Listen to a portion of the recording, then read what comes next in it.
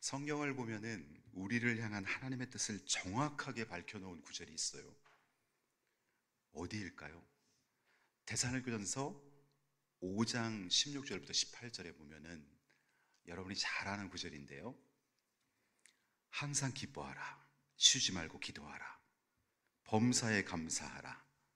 이것이 그리스도 예수 안에서 너희를 향하신 하나님의 뜻이니라. 너희를 향하신 하나님의 뜻. 그러니까 우리가 기뻐하며 사는 거 하나님의 뜻이고, 기도하며 사는 거 하나님의 뜻이고, 감사하며 사는 것이 하나님의 뜻입니다. 단어 세 개로 요약한다면 기쁨, 기도, 감사. 여러분, 우리가 세상 사람들하고 다른 이유는 바로 이겁니다. 항상 기뻐하고 쉬지 말고 기도하고 범사에 감사할 수 있는 능력을 저와 여러분이 소유했다는 것이죠. 이 세 단어를 여러분 잊지 마셔야 됩니다. 여러분이 만일 기쁨이 별로 없고 믿지 않는 사람들보다도 더 우울하고 더 짜증이 자주 나고 여러분이 기도 생활 전혀 안 하고 감사보다는 불평과 원망할 때가 더 많고 하다면 여러분의 존재의 의미는 굉장히 희석되어 있는 거예요. 저게 하나님의 뜻이기 때문에 그렇죠. 그러면 이제 문제는 이거예요. 기뻐하라 앞에 있는 단어 때문에 무게감이 더 있는 거예요. 기뻐하는데 항상 기뻐하라는 거예요. 우리가 인생을 살다 보면 슬픈 일, 또 수많은 스트레스, 그리고 예기치 않은 어떤 돌발 상황으로 인해서 마음 졸이는 순간들이 얼마나 많습니까? 그런데 어떻게 항상 기뻐할 수 있을까? 인간관계가 잘 풀리고 사업장이 부흥하고 가족들이 건강하고 화목할 때는 기뻐할 수 있겠지만 그렇지 못할 때 어떻게 기뻐할 수 있을까? 어떻게 기뻐하겠어요, 여러분? 제가 네이버 사전을 찾아보니까 기쁨이라는 뜻이 이런 뜻이 있더라고요.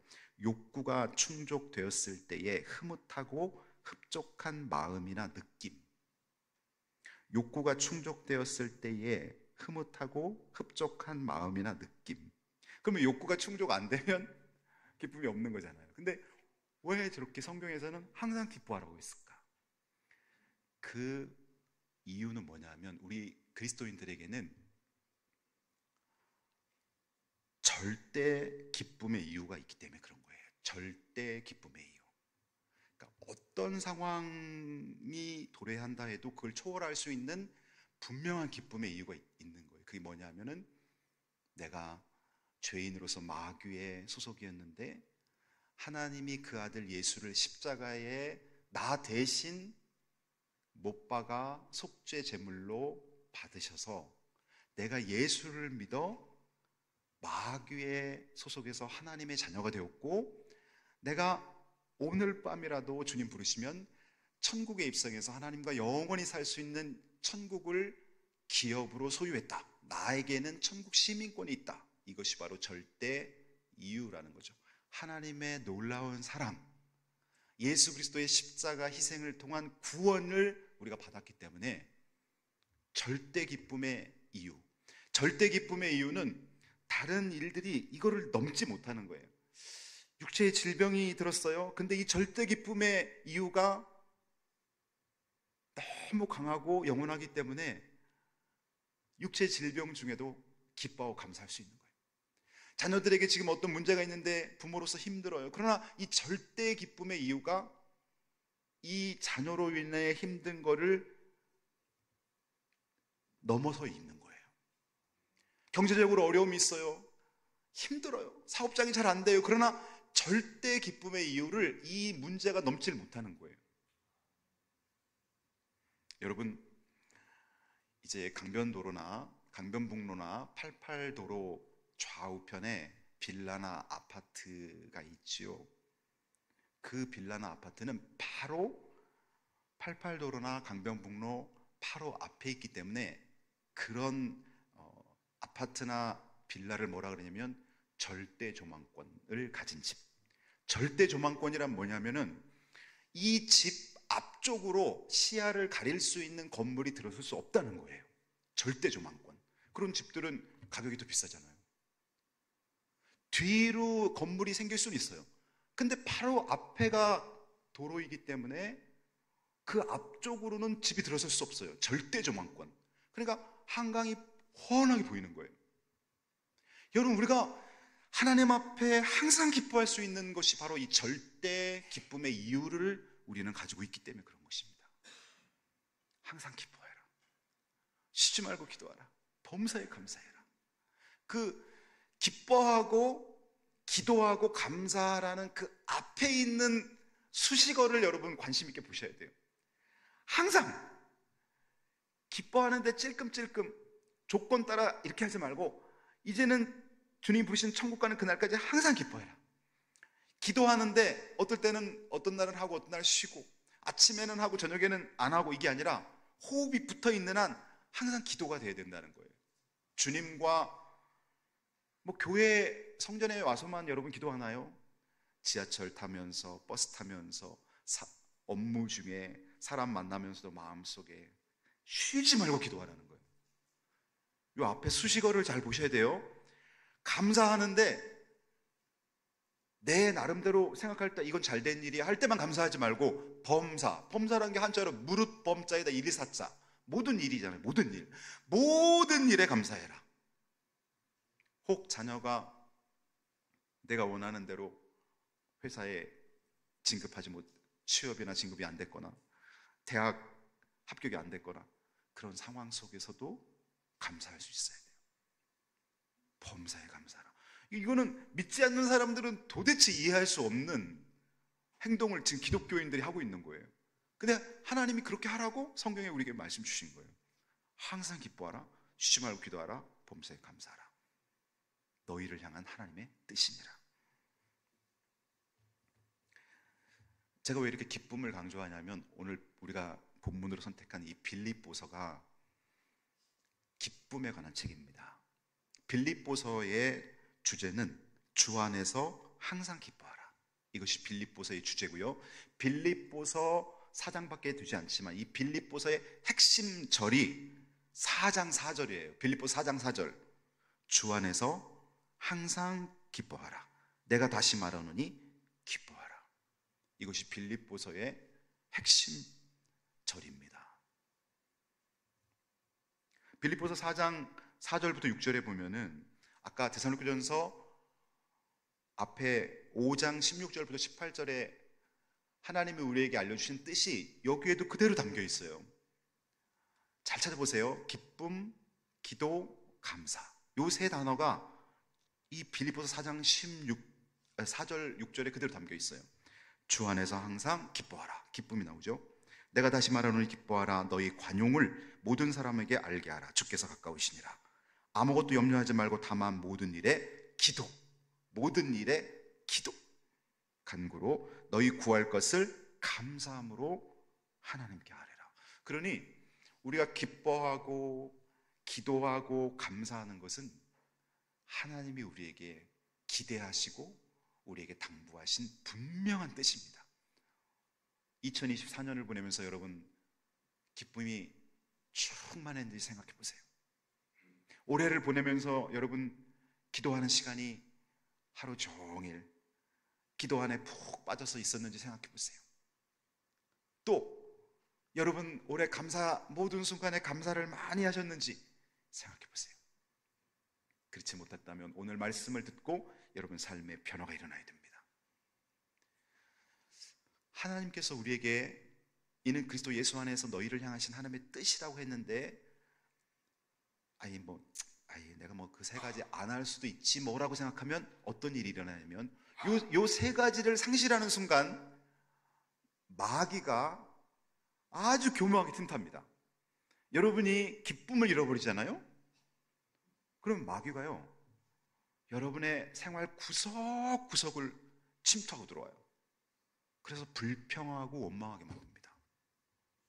짜증 부리고 혈기 부리면서 충돌하게 만듭니다. 우리가 생각해 보세요. 내 안에 어떤 이유로 인해서 정말 기쁨이 충만할 때는 싸울 일도 안 싸워요. 회사에서 뭔가 이렇게 대립되는 것도 양보하고 넘어간단 말이에요. 근데 그렇지 못할 때는 자꾸 육신의 이기적인 욕망에 내가 휩싸이게 되는 거죠. 그 다음에 기도를 못한다고 생각해 보세요. 여러분이 잘 아는 말씀, 성경 구절이 아니라 이런 얘기 들어보셨죠? 내가 고민하는 것은 내가 일하는 것이요, 기도하는 것은 하나님이 일하는 것이다. 그러면 여러분의 삶의 영역에서 여러분이 할 수 있는 것이 10이라고 치면 하나님이 할 수 있는 것은 수백조, 셀 수 없어요. 비교 자체가 안 돼요.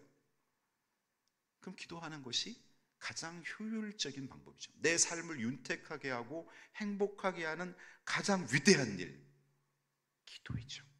하나님이 나를 위해 일하게 하는 것, 하나님이 내 자녀를 위해 일하게 하는 방법, 기도하는 거죠. 그래서 쉬지 말고 기도하라는 거예요. 쉬지 말고. 그 다음에 또 우리가 감사하지 않으면요, 사단이 싹 틈타서 불평과 원망거리를 심어 놓습니다. 감사를 적극적으로 하면요, 불평이 들어올 수가 없어요. 오늘 이제 본문으로 들어갑니다. 바울은 그러면 이 빌립보서를 빌립보 교인들에게 편지로 써서 보내는데, 이 편지를 쓸 때 바울이 좋은 환경이었느냐? 그렇지 않아요. 바울은 복음을 전하다 로마 감옥에 투옥된 상태에서 빌립보서를 썼어요.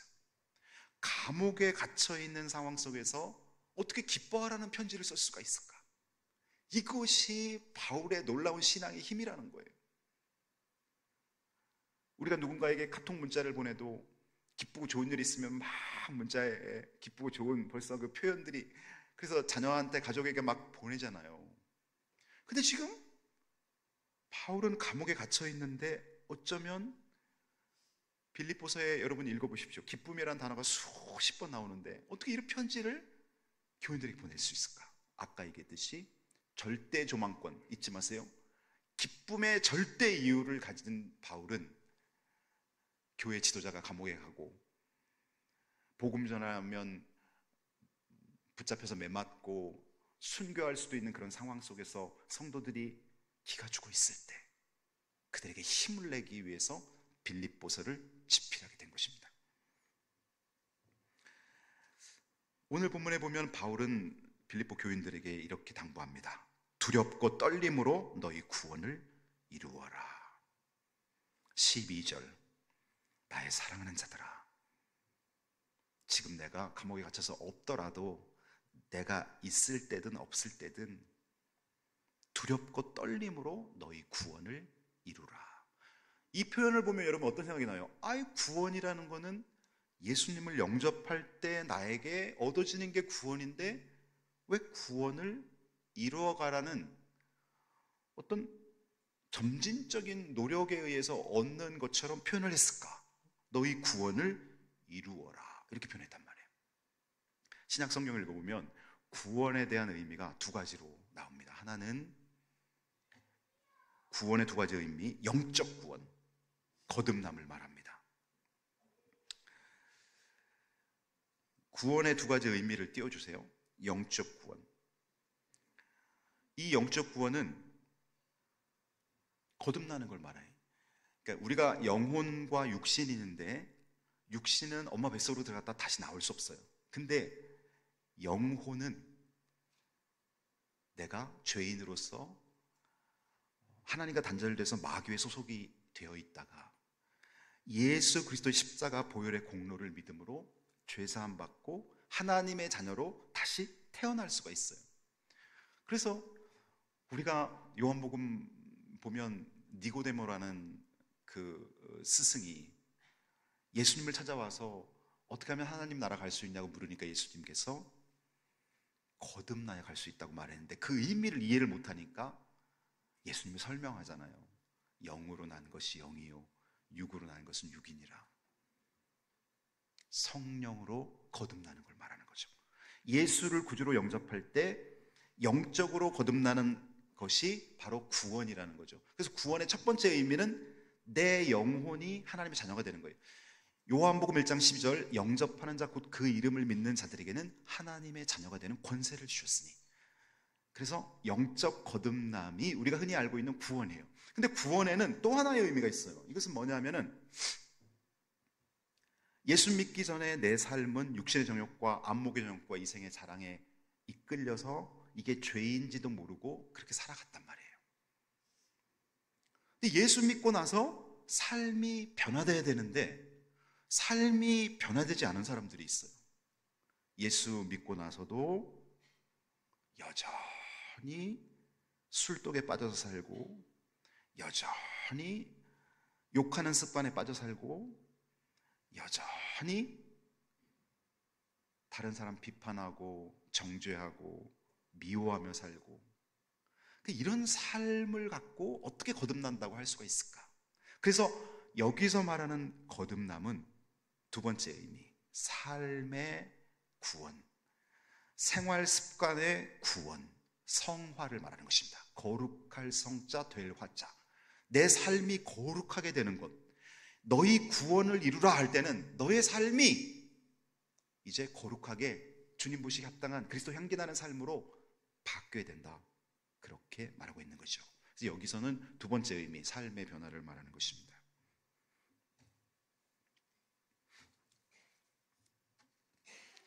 여러분, 유대 율법주의와 현대의 기독교의 장단점을 한번 비교해 보겠습니다.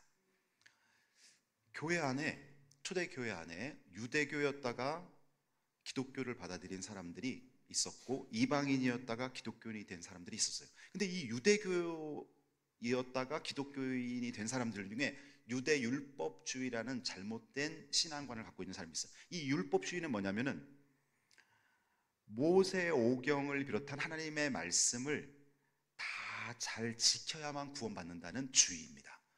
행위를 통해서 구원받는다는 주장이에요. 그래서 이것이 초대교회 기독교 이단 중에 하나였어요. 유대 율법주의. 율법을 지킴으로 인해서 구원을 받는다.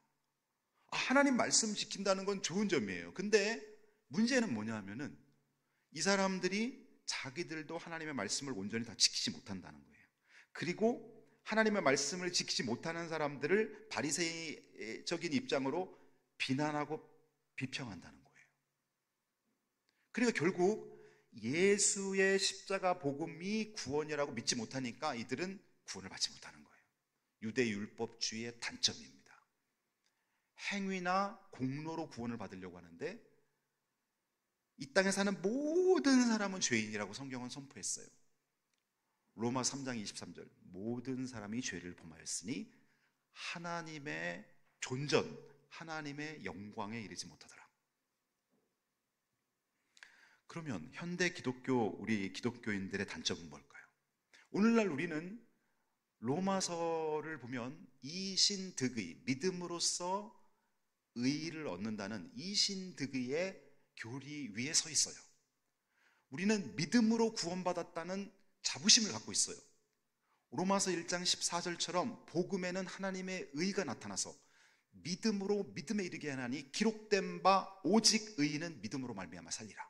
그럼 우리는 예수를 믿음으로 구원받았다고 자부하고 살고 있어요. 근데 그건 참 좋은 신앙인데 어떤 사단이 뭘로 공격을 하냐면 우리로 하여금 성경을 지키지 않게 만드는 거예요. 아니, 나 예수 믿어서 구원받았는데 성경 지킬 필요가 뭐 있어? 성경 읽지도 않는 거예요.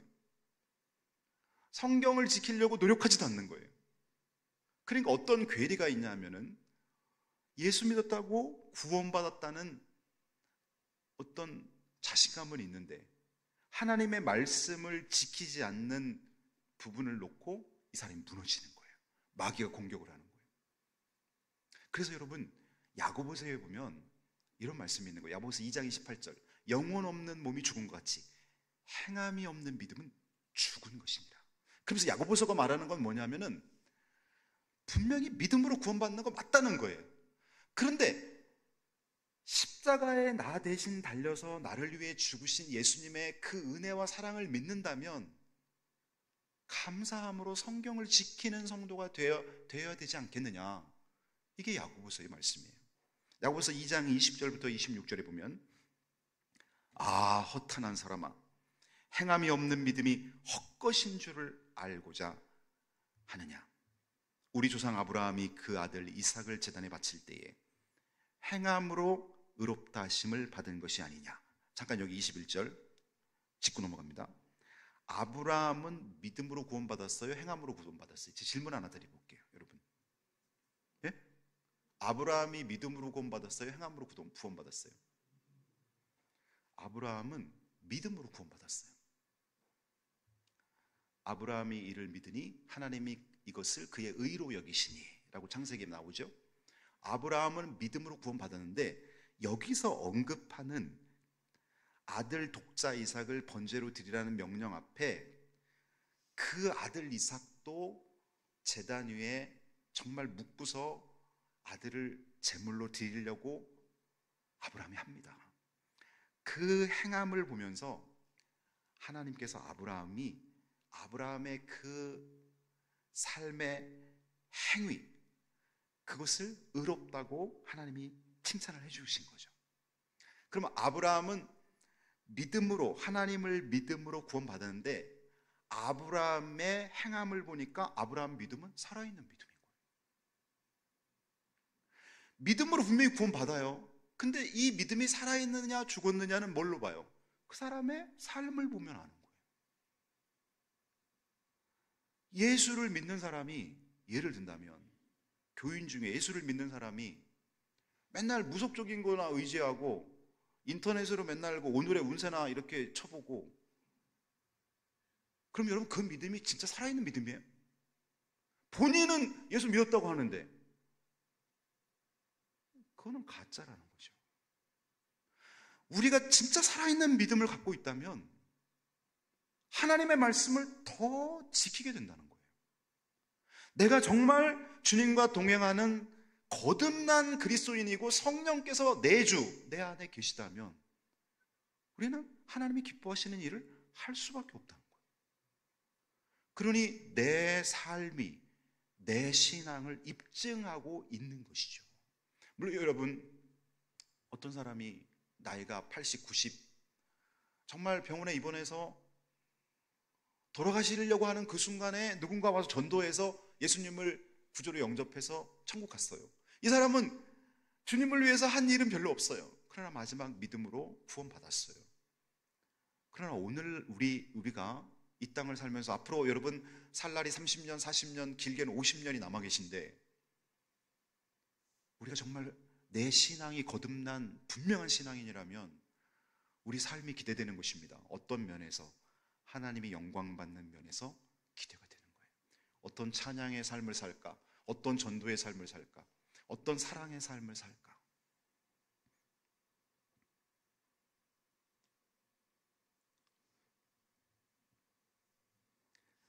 그 다음 성경 구절 22절 보십시오. 내가 보거니와 믿음이 그의 행함과 함께 일하고 행함으로 믿음이 온전하게 되었느니라. 믿음은요, 행함이랑 같이 간다는 거예요. 동전의 앞면과 뒷면과 같다는 거예요.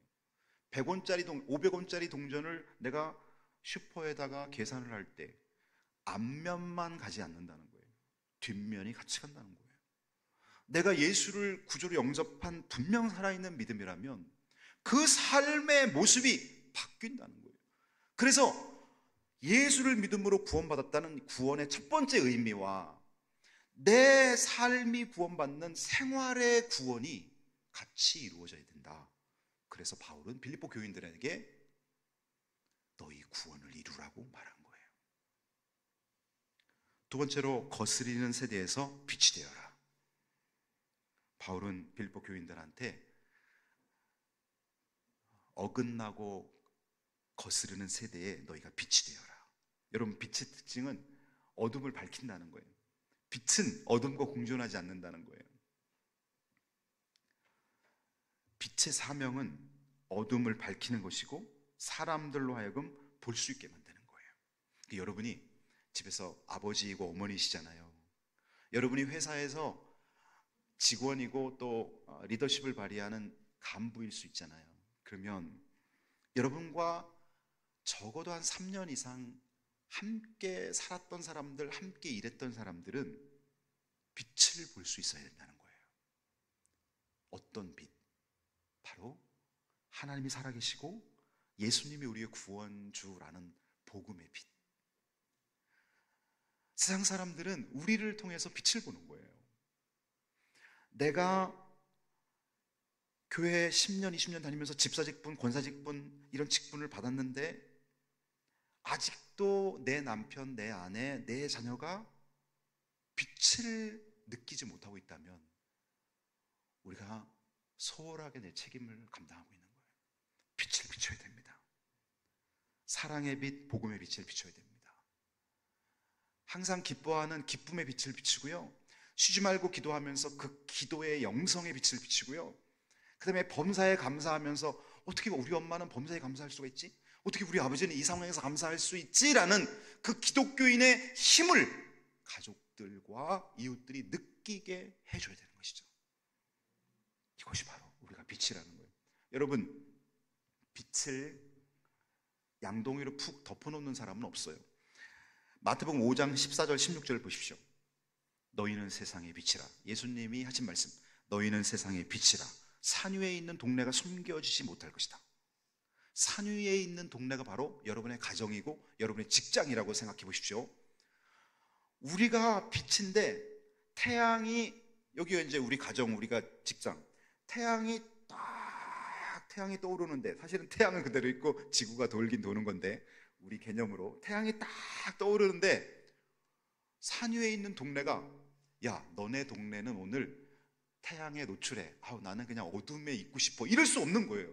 그냥 비치는 거예요. 태양이 떠오르면 그냥 노출되는 거예요.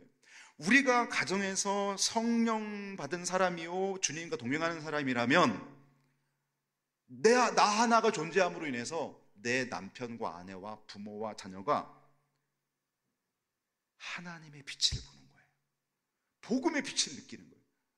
십자가에서 나를 위해 대신 우리를 위해 죽으신 그 하나님 아버지의 사랑, 예수 그리스도의 사랑을 느끼게 되는 거예요. 대화를 통해 느끼고, 삶을 통해 느끼고, 표정을 통해, 눈빛을 통해 느끼는 거예요. 이것이 바로 빛입니다.